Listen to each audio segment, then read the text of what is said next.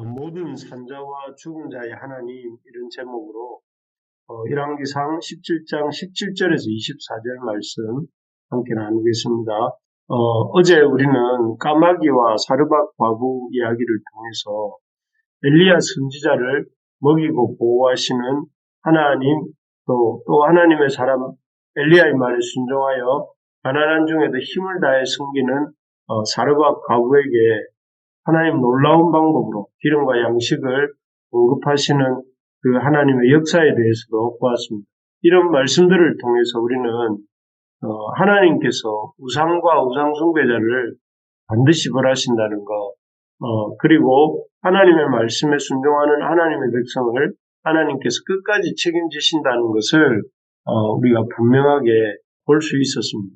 정말 그렇습니다. 하나님께서는 하나님의 말씀에 순종하는 하나님의 백성의 삶을 그가 유대인이든지 또는 이방인이든지 상관없이 하나님의 말씀에 순종하는 하나님의 백성은 끝까지 책임지신다 하는 것이 이 사르밧 과부와 또 엘리야를 통해서 우리가 알게 되는 사실입니다.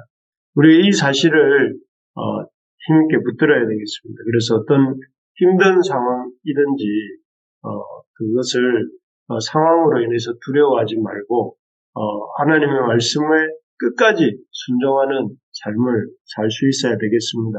오늘 본문은 어제 본문에서 이런 놀라운 하나님의 은혜를 경험했던 그 사르밧 과부와 엘리야 선지자에게 큰 어려움이 이렇게 닥쳐오는 사건입니다.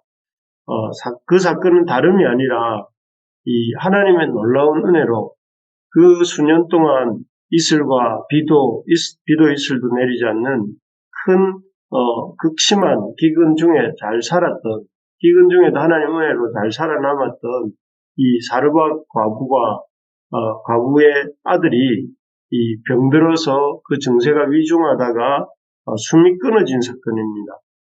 사르밧 과부는 이 과부가 원래 남편을 잃어버린 여인들을 말하는 거잖아요. 그런데 이미 남편을 잃어버린 상태였는데 또 이렇게 아들마저 병으로 잃게 되면 그녀는 그야말로 천혜에 의지할 사람이 아무도 없는 그런 외로운 또 힘든 처지가 되는 그런 상황이었습니다. 그리고 엘리야 선지자는 그렇게 하나님의 말씀을 대언하는 대단한 하나님의 선지자로 이렇게 알려졌었는데 자기가 거하는 집에서도 또 자기를 극진히 섬기던 그 불쌍한 과부의 아들의 죽음조차 이렇게 어쩌지 못하는 그저 그렇고 또 그런 선지자가 될 상황이었습니다. 그래서 과부는 과부대로 이렇게 아들을 잃어서 큰 슬픔과 또 딱한 처지에 놓이게 되고 또 엘리야는 엘리야대로 하나님의 사람으로서 위신이 서지 않는 그런 상황이었습니다. 참으로 이 엘리야를 하나님의 사람이라고 또한 엘리야의 하나님은 생명을 살리시는 그 기근 중에서도 엘리야와 사르밧 과부를 살게 하셨습니까? 살리시는 하나님의 말씀에 이렇게 순종하는 자를 끝까지 책임져 주시는 그런 하나님이라고 하더니 그 대단한 엘리야도 별 수 없구나. 또 그 대단한 하나님도 이렇게 그 하나님을 믿어도 별 수 없구나. 병들고 죽는구나 하는 그런 생각을 하게 되고 또 그래서 엘리야도 하나님도 아이고 못 믿겠다. 이렇게 사람들이 이렇게 말할 수도 있는 그런 심각한 상황이었습니다. 그래서 이런 상황 속에서 하나님께서는 엘리야가 참으로 하나님의 사람이고 또 엘리야의 하나님은 진짜 하나님으로서 하나님의 말씀에 순종하는 자를 끝까지 반드시 책임지시는 하나님이다 하는 사실을 오늘 이 본문을 통해 보여주십니다. 먼저 엘리야가 참 하나님의 사람이다 하는 것을 보여주시는데요. 그 증거가 과부의 죽은 아들을 살려달라는 엘리야의 간절한 기도를 하나님이 들어주신 것이죠. 우리 21절, 22절 한번 읽어볼까요? 읽겠습니다. 그 아이 위에 몸을 3번 펴서 엎드리고 여호와께 부르짖어 이르되 내 하나님 여호와의 원하건대 이 아이의 혼으로 그의 몸에 돌아오게 하옵소서 하니 여호와께서 엘리야의 소리를 들으심으로 그 아이의 혼이 몸으로 돌아오고 살아난지라 이렇게 되어 있습니다. 엘리야가 이렇게 아이를 달라고 해서 그 아이 위에 자기 몸을 3번이나 펴서 엎드리고 또 여호와께 간절히 이 아이의 혼이 그 몸에 돌아오게 해달라는 엘리야의 기도가 울려 퍼집니다. 하나님께서는 이러한 엘리야의 기도 소리를 들으셨습니다. 그리고 들으시고 그 아이의 혼이 몸으로 돌아오고 살아나게 하십니다. 할렐루야.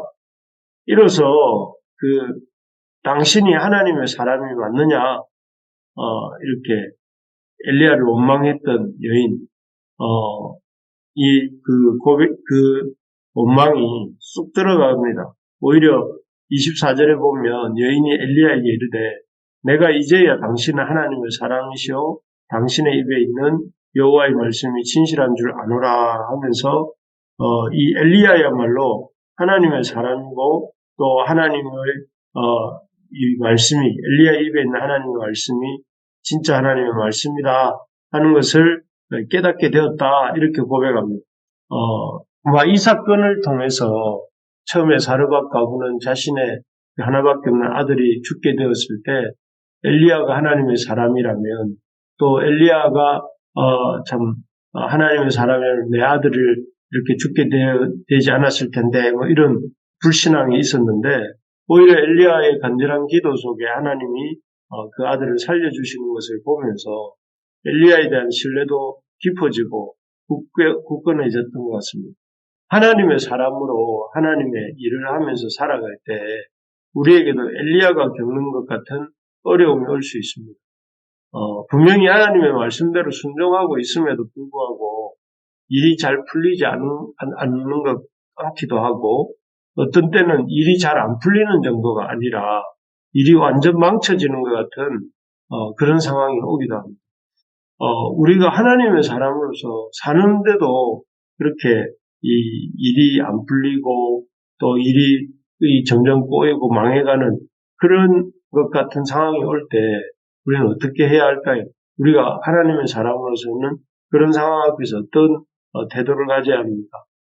우리가 할 일은 오늘 본문이 보여주는 것처럼 엘리야처럼 하나님을 신뢰하고 또 하나님을 신뢰하면서 하나님의 역사를 기다리고 또 간절하게 하나님 앞에 기도하는 것입니다. 그렇게 기도할 때에 하나님은 그 일을 통해서 마치 사르밧 가부의 죽은 아들을 다시 살리심으로 하나님의 역사를 이루시고 하나님이 크신 하나님이시다 하는 하나님의 영광을 나타내신 것처럼 그런 하나님의 크신 역사를 경험하게 하시는 것입니다. 지금 우리가 참 일이 잘 안 풀립니까? 또 아니면 일이 점점 꼬여서 점점 더 힘든 상황으로 나아가고 있습니까? 이러한 때야말로 하나님을 신뢰해야 할 때이고 하나님을 더 의지하고 하나님께 간절히 기도해야 될 때인 줄 믿습니다. 더 마음을 주님께 두고 더 간절함을 가지고 하나님 앞에 나아가는 우리가 되기를 소망합니다.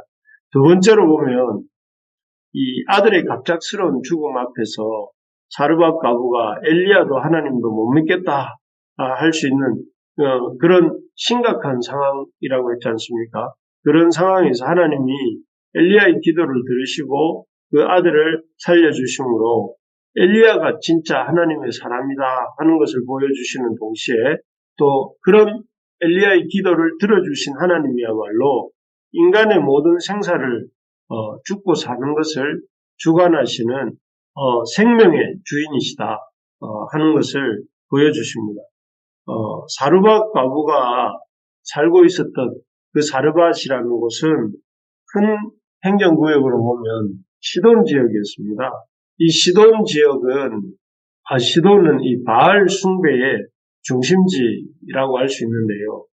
이 지역 사람들은 인간의 비나 바람을 주관하는 신도 바알과 아세라라고 생각하면서 동시에 그 비와 바람을 주관해서 농사를 잘 되게도 하고 못 되게도 하고 그래서 인간에게 복을 주기도 하고 화를 주기도 하고 하는 그 어떤 인간의 생사를 또 인간의 화복을 이렇게 주관하는 신이 바알과 아세라라고 생각하고 있었습니다.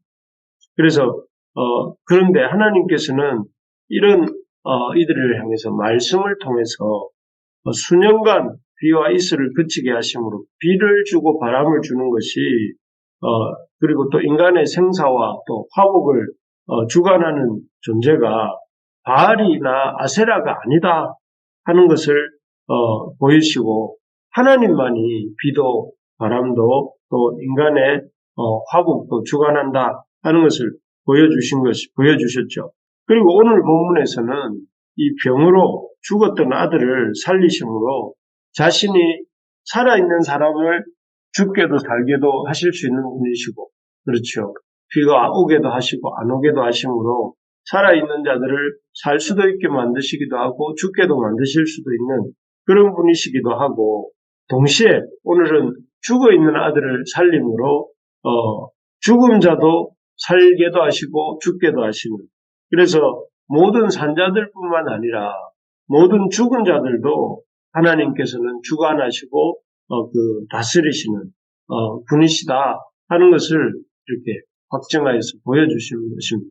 그렇지 않습니까? 하나님은 살아있는 자들이나 또 이미 그 숨이 끊어진 자들이나 죽은 자들을 포함해서 모든 인생의 생과 사를 주관하시고 또 모든 인생의 화와 복을 결정하시는 그런 인간의 모든 인생의 생사화복을 죽거나 살아있는 자와 상관없이 결정하시는 그런 하나님이시다 하는 사실입니다. 우리가 이 사실을 잘 깨달을 수 있기를 바랍니다. 하나님이야말로 생명의 주인이시다 하는 것입니다.